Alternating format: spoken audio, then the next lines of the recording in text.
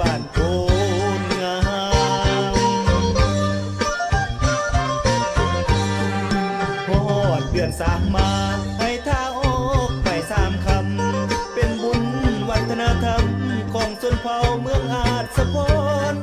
แห่แกนล้อนแล้วต้นใบแห่กระบองไปมีทั้งผู้น้อยผู้ใหญ่พร้อมพากันมวนซื่นเฮฮา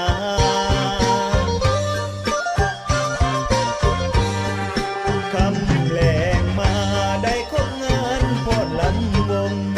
เต้นโสมโยงสาวละวงจุดสุ่มโพงงามสิ่งที่เพิ่นห้ามอย่าลวงลามนำกระบองใหญ่พี่น้องแต่เนื้อหอดไตห่วมใจกันมาโมทนา